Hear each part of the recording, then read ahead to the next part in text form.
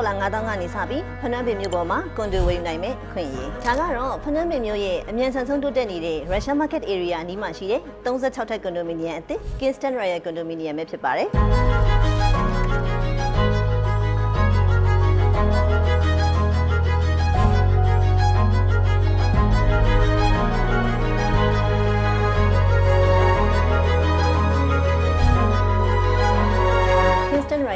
unit မျိုးစား A2K 17မျိုးရှိပြီးတော့ fully furnished 1 bedroom or 2 bedroom စိုက်နှစ်သက်ရာရွေးချယ်နိုင်ပါတယ်။ American dollar 9000ကျော်မှစတင်ဝယ်ယူနိုင်ပြီးနိုင်ငံသားတယောက်အနေနဲ့မိမိညီပေါင်းနဲ့အပြည့်အဝ strata title ပိုင်ဆိုင်ခွင့်ရမယ်။ 10% down payment ပေးပြီးလစဉ် 1% monthly payment ကို3နှစ်အထိပေးသွားရုံပါပဲရှင်။ Final payment ကိုလည်း10နှစ်အထိ developer financing plan ရရှိနိုင်ပါမယ်နော်။ဒီ project ကို net ROI အနေနဲ့6 to 8% အထိရှိနိုင်တယ်လို့ capital appreciation ကိုလည်း30% အထိရနိုင်မယ်လို့ project ပေးထားပါတယ်ရှင်။ဖနွမ်းပင်ရဲ့နာမည်အကြီးဆုံးနေရာတွေက Russian Market အနားမှာဒီရက်ကွက်ကိုနိုင်ငံသား expert တွေလူငယ်ပညာရှင်တွေအများကြီးဝင်လာနေတာမို့ငှားလို့အားကလည်းအလွန်မြင့်တက်လာနေပြီဖြစ်ပါတယ်။ပြီးတော့ကွန်ဒိုရဲ့35ထပ် wellness center မှာ gym, sauna, jacuzzi, yoga studio အစရှိရာတွေအကုန်ပါဝင်ပါတယ်ရှင်။အပေါ်ဆုံးထပ်မှာရေကူးကန်ကလည်း infinity pool ဖြစ်တဲ့အတွက်ဖနွမ်းပင်မြို့ရဲ့အလှကို360 degree အကုန်မြင်ရမှာပဲဖြစ်ပါတယ်